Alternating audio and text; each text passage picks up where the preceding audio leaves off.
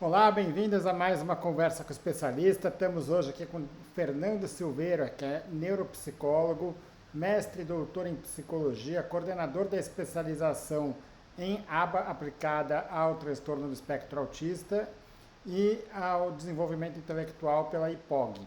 Além disso, o Fernando é autor do Turma da Lúria, um guia prático de intervenção infantil. Fernando, primeiramente, bem-vindo, obrigado pela sua disponibilidade e a ideia com você é discutir a respeito da terapia ABA. João, eu que agradeço imensamente o convite, falar desse tema que faz parte da minha vida, né, João? Trabalho com isso praticamente 24 horas por dia, 7 dias por semana, quando eu não estou em consultório, atendendo, supervisionando casos aí, Brasil afora. Eu estou em sala de aula ministrando essa temática, então para mim é um prazer imenso estar aqui contribuindo um pouquinho e compartilhando conhecimento aí com vocês, né? Espero que seja muito rico o nosso diálogo. Ótimo, vamos lá.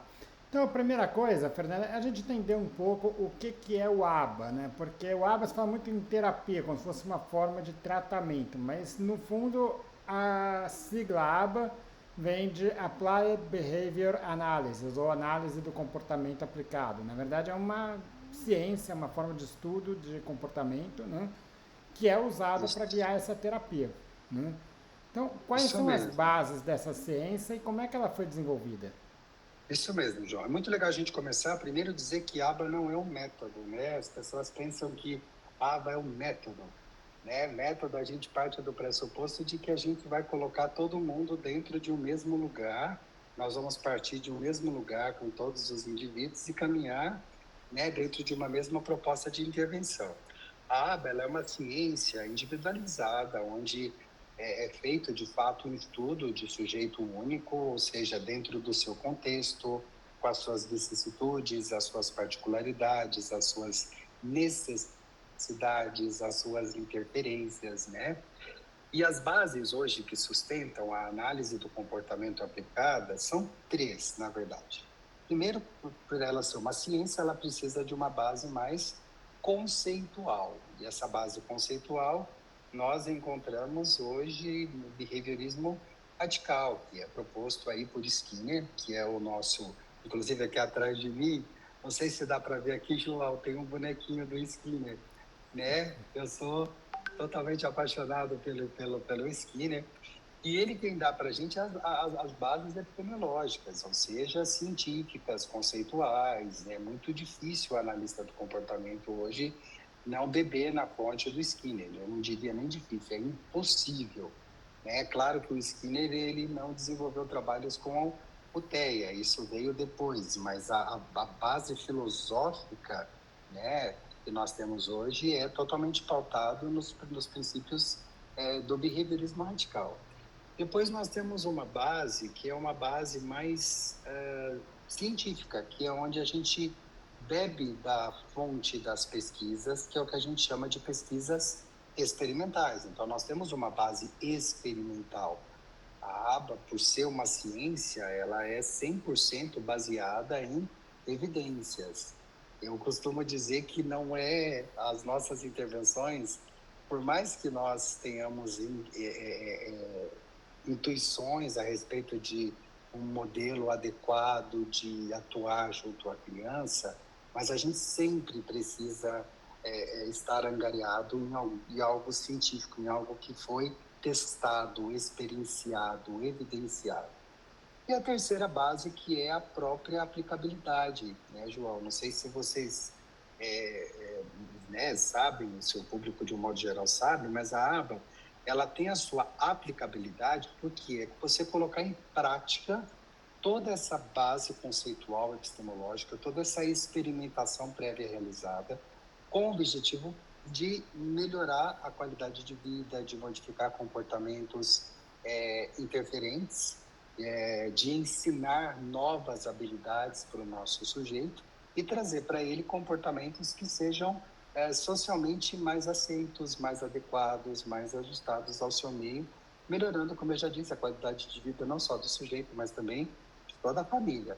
né? Então, essas seriam as bases teóricas da aba. Isso é muito importante a gente deixar claro para o seu público, né? A aba é ciência, então é da aba e não do aba.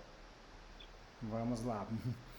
Bom, comparando, só com uma comparação de leve assim, entre outra terapia que é muito usada na TEA, que é a integração sensorial de Aires. É uma marca registrada em que existe, vamos dizer, um dono da marca que pode botar critérios e padrões para dizer se você precisa ter um registro de que você tem uma formação naquilo e precisa seguir preceitos que são bem claros ali, né? Quando você pega a aba, isso não é assim, né? Quer dizer, ela não é uma marca registrada, né?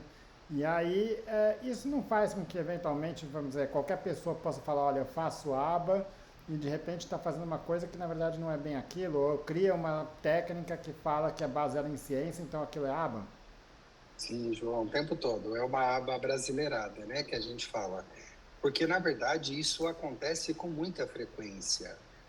Principalmente porque hoje os planos de saúde acabam cobrindo bastante essas terapias, né? E as pessoas buscam, de certa forma, supervalorização do trabalho, acabam, né, buscando aí se conveniar esses planos de saúde numa tentativa de enriquecimento em cima desse mercado de familiares que, na sua maioria, estão frágeis, né?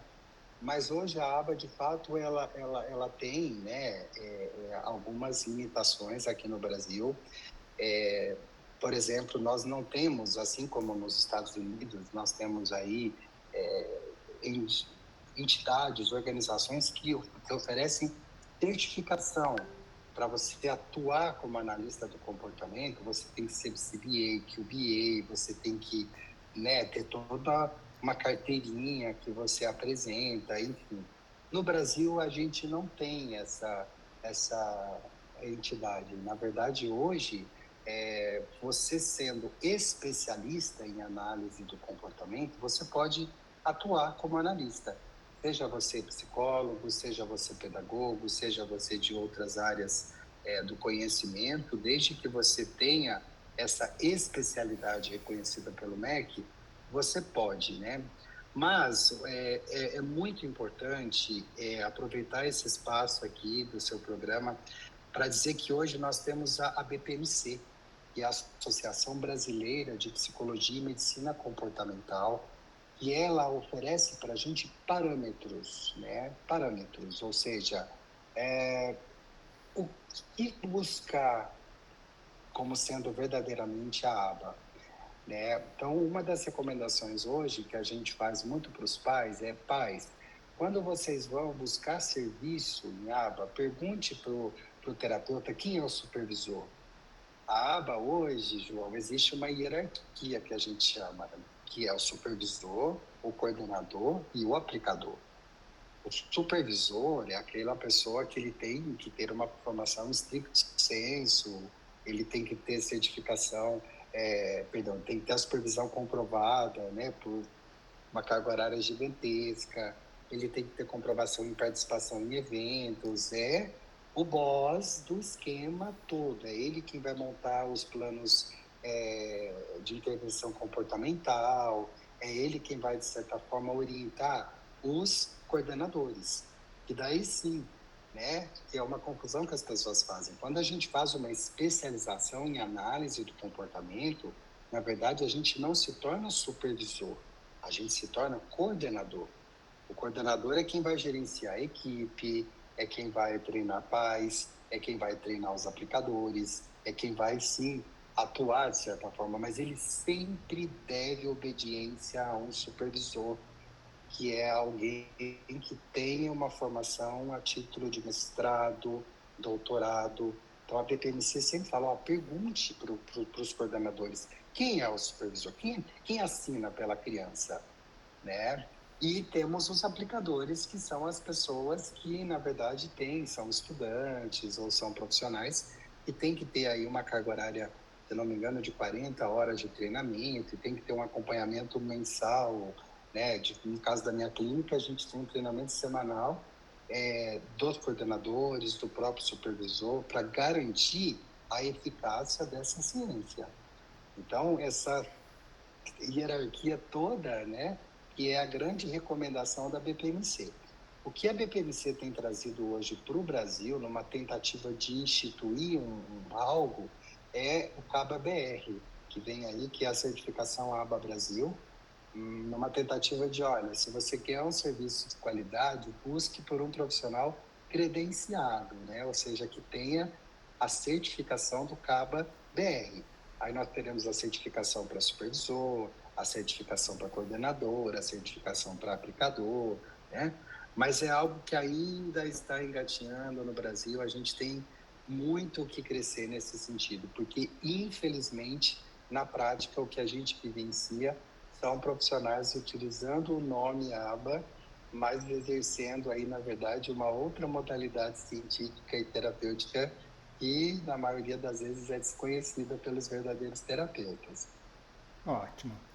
Bom, e o ABA, como uma ciência de comportamento aplicado, ela foi desenvolvendo várias vertentes, né? Então, existem programas específicos baseados na ciência ABA. Talvez um dos mais utilizados é o modelo de Denver ou o DTT, né? Que é o Discrete Trial Training. O que muda nessas diferentes formas de terapia ABA? Essa pergunta é muito legal, porque muitas pessoas acham que elas são inimigas, né? Não, na verdade não existe aí, né? Igual time de futebol, né? O que muda é que no treino por tentativa discreta, nós vamos dividir uma tarefa em pequenos pedacinhos e o terapeuta, de forma estruturada, vai ensinar para a criança esses pequenos pedacinhos e o terapeuta vai reforçando as tentativas da criança de aproximação desses pequenos pedacinhos a serem ensinados.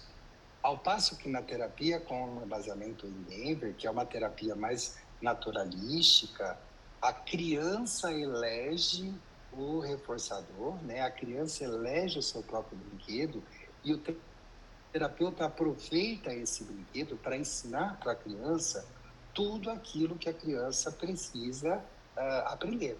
Então, veja, todos os dois modelos têm um PIC, que a gente chama, que é o plano de intervenção comportamental, só que um é ensinado de uma forma mais estruturada, ao passo que a aba naturalística nós temos um ambiente não tão estruturado assim, né? Mas o fato de não ser estruturado não significa que ele é solto, que ele é livre, porque ele tem um delineamento metodológico, ele tem um delineamento científico, mas é uma forma diferente de atuação. Mas eu disse diferente, eu não disse certo nem errado. Tanto, João, que alguns terapeutas podem até me condenar, me desculpem, mas é muito comum a gente, às vezes, entender que tem crianças que têm perfil mais para TTT, tem crianças que têm perfil mais para uma aba naturalística, tem crianças que a gente acaba misturando um pouco dessas duas vertentes e a gente tem, né, um resultado muito bom.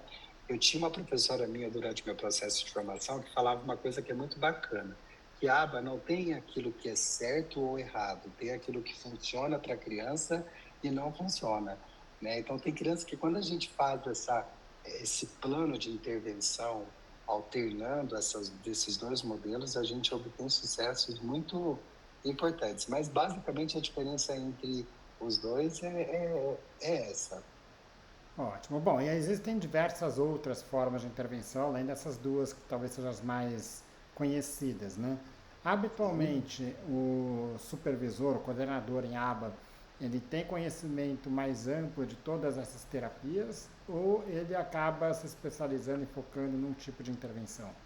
Depende, João. Sua pergunta é muito legal, porque você pode ter supervisores bastante genéricos, mas você pode ter supervisores que são especialistas em algo específico. Tanto que você não precisa necessariamente fazer a supervisão com uma única pessoa, né? Você pode ter supervisores, no que se refere ao desenvolvimento do comportamento verbal. eu busco um supervisor que tenha uma expertise melhor em comportamento verbal. Numa pessoa que tem um treinamento, por exemplo, com BST, né, que é o manejo de comportamento, eu vou fazer, de repente, supervisão com essa pessoa. Eu quero trabalhar a equivalência de estímulos porque eu estou iniciando a alfabetização, então eu vou buscar um supervisor que seja expert em equivalência de estímulo ou RFT, né? Tem supervisores que são expert basicamente em manejo de comportamento, mas a gente tem aqueles supervisores que são super-heróis, que verdadeiramente, né, acabam abraçando aí. O que é muito comum a gente ver são supervisores naturalísticos de um lado e DTT de outro, porque são vertentes talvez um pouco demandas literalmente diferentes, assim. As supervisões em DTT são um pouco diferentes das supervisões na aba naturalística, né? Então, talvez a gente tenha supervisores mais naturalísticos e supervisores mais pautados em DTT. Mas isso daí também é muito, né, de cada profissional. Mas tem os professores que também dão conta de todas as vertentes. Ótimo, vamos lá. Não, só aproveitando o seu comentário, que a gente falou de algumas formas de intervenção, mas essa é uma diferença que eu acho que é fundamental para entender. Aba naturalista ou uma aba estruturada? O que muda aí? Uhum. Na verdade, a aba estruturada, o terapeuta organiza a sessão para a criança, o reforçador ele é arbitrário. Ao passo que a aba não estruturada, não é que o ambiente é desorganizado, porque existe uma organização, mas a criança busca o objeto e o terapeuta aproveita dessa busca para a intervenção, né? Então, por isso que às vezes a DTT ela tem essa estruturação, porque você traz a atividade pronta e reforça a criança para que aquela atividade aconteça. Na aba naturalística, não, você espera a oportunidade de ensino para que quando ela ocorra, você verdadeiramente atue junto com a criança. Então você deixa os brinquedos disponíveis de modo que a criança tenha o alcance, né? As salas também costumam ter ali, né, um armário com os brinquedos. Os brinquedos geralmente são brinquedos propositais, que visam atingir os objetivos específicos para a criança. Mas a partir do momento que a criança busca o objeto, é por isso que talvez ela tenha essa questão não tão estruturada, porque o interesse parte da criança. Não é o terapeuta que estrutura, é a criança que gerencia o movimento terapêutico, né? E a gente fala que o terapeuta que lute, João, na aba naturalística, sabe? Assim, é cross kids, né? O terapeuta que lute. Ótimo. E é legal você falar isso, né? Porque a gente vê muitos especialistas por aí falar, não, busque alguém que faça aba naturalista ou que faça aba estruturada, enfim. Eu acho que é legal entender que existem pessoas do mais alto nível internacional, então é que vai usar uma, que vai usar outra ou que vai usar as duas, né? Então, talvez para uma situação possa ser melhor um, para outra melhor, talvez para uma criança pode ser diferente da outra, ou... Se a criança, por exemplo, tem um nível de suporte, né, 3, uma deficiência intelectual grave, profunda, talvez uma DTT seja mais indicada, ao passo que uma criança com nível 1 de suporte, ela busque mais os estímulos, então ela, né, o que hoje tem se indicado muito, o Denver, é porque o Denver é um dos modelos que coleciona evidências muito interessantes na literatura para estimulação precoce, que ocorre antes dos 3 anos. Então, e o Denver, por ser uma terapia intensiva de 20 horas, e o terapeuta, né, fica na casa da criança e tem todo esse movimento, então,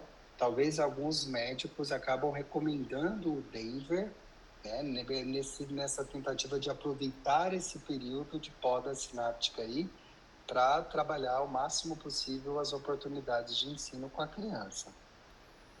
Ótimo. E, bom, no fundo você está adiantando várias das minhas questionamentos. O próximo que eu ia te perguntar era justamente sobre quando começar o ABA, né? Porque especialmente nos primeiros anos de vida, muitas vezes o diagnóstico do TEA não é fechado, é suspeito, né? Quer dizer, então deixa para confirmar isso à medida em que a criança vai se desenvolvendo, né?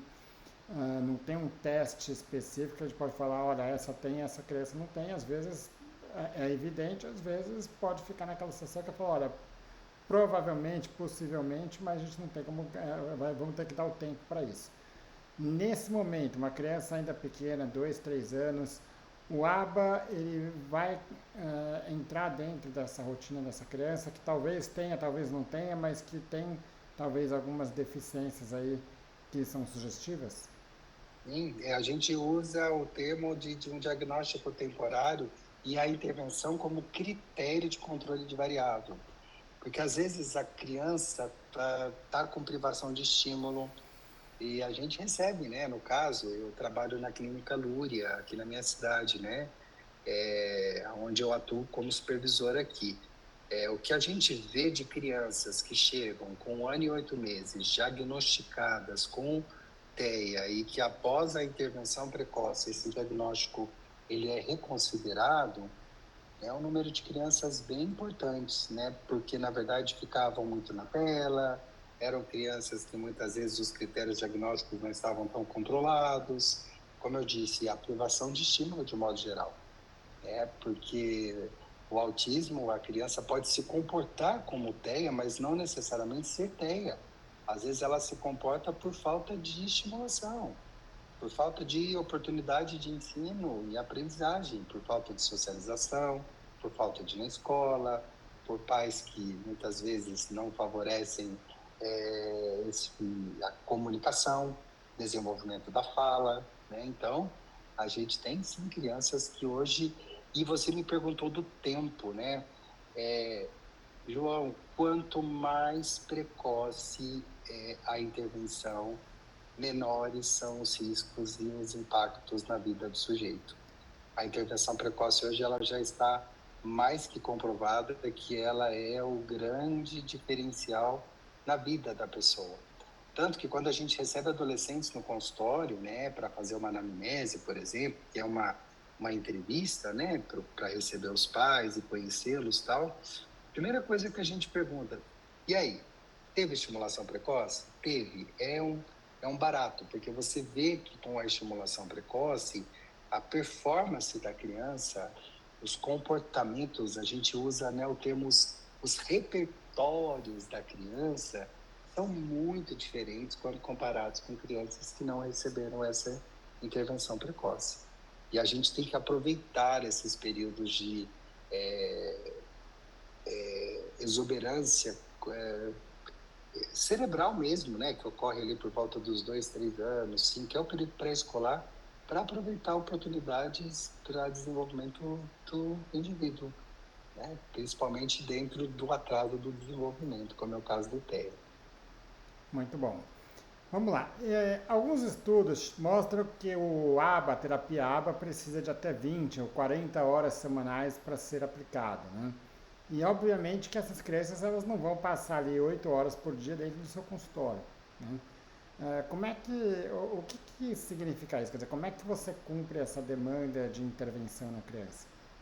Então, na minha clínica a gente relativiza muito isso, porque 40 horas de terapia é algo que a gente precisa considerar também, por exemplo, o período que ela fica na escola, né? A gente tem crianças hoje sobrecarregadas sim de terapias, tá, João? Sobrecarregadas de terapia. E que muitas vezes a gente fica fazendo análises funcionais numa tentativa maluca de entender comportamentos que, na verdade, são justificados por cansaço. Tem criança que só de pensar em ir para a clínica, né, fazem 3 sessões de fono, não sei quantas de TO, faz psicomotricidade, crianças que fazem psicopedagogia, aí vai para a escola, chega em casa depois da escola, tem a AT que fica com a criança até as 9 da noite. Então isso tem que ser muito relativizado. É claro que tem crianças que se beneficiam muito de toda essa intervenção, mas é importante que a criança tenha uma carga horária mínima de 10 horas de intervenção semanal, né? Isso é uma recomendação da literatura, mas até isso tem que ser revisto. Por exemplo, uma criança nível 1 de suporte, que é uma criança comunicativa, que brinca, socializa, será que 10 horas para ela é uma carga horária? Às vezes a criança verbaliza, tio Fê, eu estou cansado, né? Talvez 3, 4, 5 horas de intervenção semanal bem feitas é o suficiente para a criança se desenvolver. Então, hoje, o que a gente tem que pensar num plano, 40 horas tem que envolver escola, fono, TO, físio, as intervenções em aba, né? Enfim, para que a agenda da criança também, a gente não pode esquecer que a criança precisa ser criança em alguns momentos. Ela tem que ter, sim, as oportunidades de ficar mais tranquila, se autorregulando, brincando com as suas coisinhas. Então, é importante isso também. Ótimo. Bom, até pensando nessa questão da sobrecarga, né, de atividades, obviamente que você vai pegar um TO que vai falar que a parte ah, de da TO é fundamental, você vai pegar um neuropsicólogo que vai falar que a parte dele é fundamental, cada um vai tentar falar que a sua terapia você precisa de mais tempo ali, né? Mas pensando especificamente no ABA, né? Toda criança que tem o TEA tem indicação de fazer o ABA? Vamos dizer, é a única opção que existe em termos de intervenção comportamental no Não, TEA? Quer claro que dizer, não. A quando gente que tem essa hoje pessoa... outras vertentes. A gente tem outras vertentes dentro da psicologia que trabalham a aba. O problema, João, é que de todas as vertentes que nós temos hoje, a aba, dentro da literatura, é a abordagem que se mostra com maior eficácia. Isso aí é uma revisão de literatura que foi feita recentemente. Então, isso faz com que ela saia na frente das outras abordagens, mas ela não é a única, de forma alguma. Nós temos Ótimo. outras abordagens. Não são as abordagens que eu trabalho, então eu não me arrisco muito a comentá-las, né? Mas Mas de qualquer forma é uma terapia que tem diferentes formas de ser aplicada e que tem basicamente uma base científica maior, então quer dizer, dentro disso você vai poder usar uma forma ou outra e toda criança com TEA de alguma forma pode dizer que tem uma indicação de estar fazendo. isso, perfeito, perfeito. Ótimo. Bom, então vamos lá, uma parte mais prática agora, né? Então chegou ali uma criança, foi diagnosticada aí com TEA, recém-diagnosticada, chegou no seu consultório, primeira avaliação encaminhada aí pelo neuropsicólogo, né? Primeira coisa que você vai fazer é uma anamnese, uma avaliação do comportamento dessa criança. Como é que isso é feito? Como é que é essa primeira avaliação de uma criança que chegou para atendimento? Primeiro é uma anamnese com os pais, importante. A anamnese é um termo que a gente usa para uma entrevista, né, estruturada, semi-estruturada, enfim, onde a gente vai fazer um levantamento da vida dessa criança. É importante a gente saber, por exemplo, quais são os reforçadores, quem é essa criança, como ela se comporta em alguns contextos, que é o que a gente chama de coleta indireta, né, de algumas informações que também faz parte aí da vida do analista do comportamento. Posterior a isso, a gente recebe a criança no nosso consultório ou tem alguns colegas que vão até o domicílio da criança e é muito importante a gente estabelecer a nossa linha de base, que a gente chama a base operante, né? Ou seja, entender o nível que a criança está dentro de diferentes repertórios e habilidades. Então, a gente hoje tem instrumentos que são internacionalmente conhecidos, mas não necessariamente a gente precise deles quando a gente tem uma expertise, uma experiência, mas a gente precisa traçar. Então, por exemplo, no que diz respeito ao comportamento verbal, a criança imita, ela é ecoica, ela faz tatos, ela faz mandos, ela, né? No que diz respeito a habilidades de atender tarefa, ela me olha, por quanto tempo que ela me olha, no que diz respeito ao brincar, ela manipula brinquedos, como que é essa manipulação, ela tem a atenção compartilhada, ela triangula, né, terapeuta, criança e objeto, e nas habilidades acadêmicas, ela domina, né, ela classifica, ela faz pareamento na percepção visual. Então, a gente está testando vários repertórios que nós trabalhamos no nosso dia a dia e estabelecemos essa linha de base. Por que essa linha de base ela é importante? Porque ela vai dar para a gente de onde nós vamos partir. Agora, a aba, ela não só avalia aquilo que a gente tem que trabalhar com a criança para que ela evolua no sentido de ensiná-la, mas a gente também verifica comportamentos interferentes, que são aqueles comportamentos que não são bacanas. Só que hoje a gente usa o termo comportamentos interferentes. Porque avaliar se temos comportamentos interferentes, ou seja, que interferem no processo de aprendizagem. Por exemplo, a criança estereotipiza muito, a criança ela é muito agitada, a criança ela tem uma dificuldade muito grande no contato visual, a criança não olha no objeto, a criança tem uma questão sensorial, como você está citando aí muito, né? Presente, que dificulta às vezes. Então, tudo isso são comportamentos interferentes para que nós possamos, posterior a isso, montarmos o plano de intervenção comportamental, aonde vai incluir tanto as atividades que eu tenho que ensinar a criança, mas também atividades que possam reduzir esses comportamentos interferentes. Então, a gente tem esse procedimento. E aí se inicia o trabalho. Né? Junto a isso, a gente faz o treinamento de pais, a gente faz o alinhamento escolar, a gente faz a construção do PEI, né? Que é o Plano de Ensino Individualizado junto com a escola. E aí começa o trabalho do analista do comportamento. Ótimo. E quando você fala em comportamentos interferentes, é o que se falava antes de comportamentos em excesso ou comportamentos em déficit? Era o que a gente chamava antigamente de comportamento disfuncional. Só que a gente não usa mais esse termo, né, João? Porque assim, a gente parte do pressuposto que o comportamento tem uma função para a criança. Então ele não é disfuncional. Ele é disfuncional para mim, né? Mas eu, trabalhando dentro de uma aba compassiva, preciso me colocar no lugar da criança, entender que aquilo tem uma função para ela. E eu tenho que entender a função desse comportamento para ela para ser capaz de modificá-lo. Então a gente fala de interferente porque aquilo está interferindo no processo dela. Então eu vou ensinar a ter comportamentos menos interferentes. Ótimo.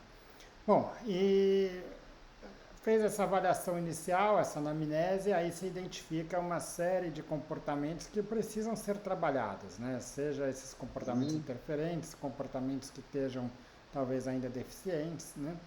E obviamente que você não consegue pegar numa sessão e trabalhar tudo aquilo que você viu de errado, né? Ou viu de problema, viu de chance aí de abordagem. Então, a primeira coisa que você vai ter que fazer ali é estabelecer prioridades, né? Como é que funciona isso? As prioridades, João, aí é uma das perguntas mais difíceis que você me fez até agora, porque o raciocínio clínico, você tem que ter consciência. Às vezes, os comportamentos interferentes são os primeiros a serem trabalhados. Tem criança que tem comportamentos interferentes que colocam em risco a própria vida. Por exemplo, de ficar batendo muito forte a cabecinha na parede. O que é importante? Ensiná-la a não bater mais a cabecinha na parede ou ensinar a ler e escrever? Né? Então, assim, é literalmente um raciocínio. Tem crianças que têm uma dificuldade, por exemplo, na imitação, mas ela não faz contato visual comigo, ela não me olha quando chamada pelo nome. Como que ela vai imitar se ela não estabelece uma relação de contato com o outro e com o objeto? Então, a gente estabelece uma prioridade nesse sentido, né, de anteceder os comportamentos de contato visual e de atenção ao objeto, antes de estabelecer como meta os repertórios de imitação. A criança que ela não tem discriminação de ouvinte, como que a gente vai trabalhar repertório falante? Né? Então, a gente vai sempre estabelecendo prioridades caso a caso. Lembrando que a aba é uma ciência individualizada. Eu tenho que considerar o contexto familiar. Tem algumas prioridades que eu preciso e às vezes eu esbarro em questões da família, que eu falo, eu não posso entrar com essa intervenção aqui agora, porque essa família, se eu entrar com essa intervenção agora, essa família vai desanimar do processo, então eu preciso, né? Então isso realmente é muito relativo. E é aí que entra a importância da supervisão, é aí que entra a importância do trabalho em equipe, por conta dessas questões. Tem criança que às vezes a gente precisa da TO com muita urgência para nos auxiliar nos trabalhos da regulação do perfil sensorial, né? Crianças que têm uma hipersensibilidade, ela é hiperresponsiva aos estímulos do ambiente, isso dificulta muito, né? Até o fato dela sentar, encostar. Então, é muito dependente mesmo. Não tem como responder essa pergunta de outra forma para você. Ótimo. Bom, e a terapia ABA, ela basicamente tem como foco o comportamento da criança, né? Isso. E obviamente que a criança tem problemas de comportamento que estão ali que você consegue trabalhar no consultório, mas ela precisa ser muito trabalhada dentro de casa e também dentro da escola, que são talvez os dois ambientes onde ela vai estar mais presente e onde não necessariamente vai ter alguém que tenha um conhecimento tão grande de aba, né? Então vamos pegar, por exemplo, uma criança que tem algum problema, por exemplo, durante a alimentação, então não quer ficar sentada na mesa, ou que não aceita, quer dizer, fica aquela rigidez de comer sempre a mesma comida, não quer alterar nada da alimentação dela, né?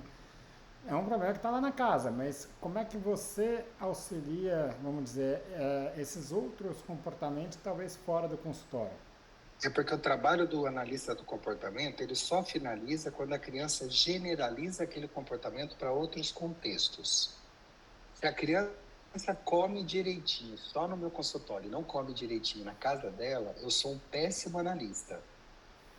O meu trabalho, ele deve reger que a criança deve comer direitinho no meu consultório, mas também direitinho em todos os ambientes em que ela estiver ali diante de uma comida. Isso é análise do comportamento aplicada. E esse princípio da generalização é uma dimensão da aba. É como se fosse uma lei, né? Todo analista tem que trabalhar várias leis e dentre essas leis nós temos a lei da generalização. É que a criança tem que responder em diferentes lugares e para diferentes pessoas também. Porque às vezes a criança responde para mim. Não sei se você já ouviu, João, aquelas pessoas que falam: ah, mas comigo ela faz tudo. E se ela faz com você e ela não faz com outras pessoas, ela não generalizou. Se ela não generalizou, ela não aprendeu a fazer aquilo de verdade. Ela aprendeu a fazer aquilo com você. Mas a aba tem que ensinar a criança para a sociedade. Ótimo. Bom, e obviamente que precisa ser treinada tanto no consultório como na sociedade, na escola e em casa, Uhum. né? Quando você falou daquelas três níveis, né, de profissionais de interventor, o supervisor, o coordenador e o aplicador.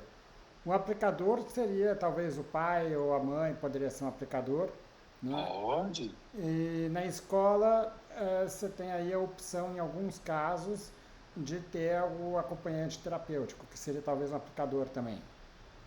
Pode ser um aplicador, um acompanhante terapêutico, a professora de apoio, desde que todo o projeto terapêutico esteja alinhado. O aplicador pode ficar no contexto domiciliar da criança, que é muito comum, né? Ficar ali 20 horas, acorda junto com a criança, vai para a escola junto com a criança. Tem aplicador que acompanha a criança também no contexto escolar, então fica aí praticamente as 8 horas diárias com a criança, sempre criando oportunidade para que a criança possa se comportar de forma adequada e respondendo ali tudo que está previsto no plano de intervenção comportamental. Ótimo. No consultório, quem faz a aplicação normalmente também é um aplicador ou vai ter, ou normalmente já vai estar já com um E coordenador, com alguém que vai estar. as grandes clínicas hoje, elas têm dentro das clínicas as coordenadoras, os supervisores e as aplicações, né? Porque tem muitos colegas que preferem que a criança vá até o consultório para receber as aplicações, porque às vezes a casa não tem a quantidade de estímulos e brinquedos necessários. Os consultórios hoje têm verdadeiros. Nós temos muitos consultórios bons no Brasil, né? Grandes clínicas que fazem trabalhos incríveis. A criança passa ali 3, 4 horas por dia, 2 horas por dia, recebendo estimulação, né? Em materiais verdadeiramente sensacionais, que os olhinhos da criança brilham quando olham para os materiais. Então, ali nas clínicas também existem os aplicadores e essa equipe toda que eu disse anteriormente para vocês. Ótimo, vamos pegar um exemplo prático da escola, né? Uma das grandes queixas é a criança que não consegue manter a atenção, que não consegue direcionar o olhar. Então está tendo uma aula e ela não está sentada olhando para o professor, olhando para o que está acontecendo na aula, né? Chegou essa queixa no seu consultório, bom, você vai fazer uma avaliação para entender o porquê que está acontecendo isso e vai fazer um planejamento de intervenção, né? E aí, Exatamente. esse planejamento de intervenção, talvez você vai ter que passar para essa pessoa que vai estar com ele na escola. Obrigatoriamente você tem que passar. Por exemplo, o importante é que ela sente, mas entre sentar e fazer a atividade já é um outro passo. O objetivo é sentar. Então, o que eu posso colocar na mesa para que ela sente? Os reforçadores. Eu posso colocar coisas que essa criança que essa criança gosta de mexer, que essa criança gosta de brincar, que essa criança gosta de ver, né? E reforçando ela o quanto que é importante ela sentar, dizer isso para ela, que você está muito feliz porque ela está sentada, e aos poucos ir aumentando o tempo de permanência de estar sentado ali nesse contexto, né? E talvez jogar para que ela faça atividade sentada no médio, no longo. A aba trabalha muito com metas de curto, médio e longo prazo, sabe, João? Então, talvez sentar seja o curto prazo, fazer atividade sentado joga lá para o médio e longo prazo. Ótimo. Fernando, eu acho que deu para entender bem as bases aí da terapia ABA, né? Não é, obviamente, um direcionamento de terapia, porque isso aí, como você disse, é uma coisa muito individualizada de fazer essa avaliação, de fazer a análise dos comportamentos que precisam ser trabalhados, estabelecer prioridades, estabelecer um método de intervenção ali, né? Agora, acho que deu para entender para quem vai talvez ir para uma primeira avaliação o que esperar e saber se de fato aquilo que se espera numa terapia está sendo feito ali com a criança, né? Isso, e espero que quem tem interesse em se capacitar, em formar em análise do comportamento, que busque especializações pelo currículo dos professores, que busquem especializações de preferência que tenham contato ao vivo com os professores. Isso é muito importante, né, para que nós possamos trocar experiências, trocar dúvidas.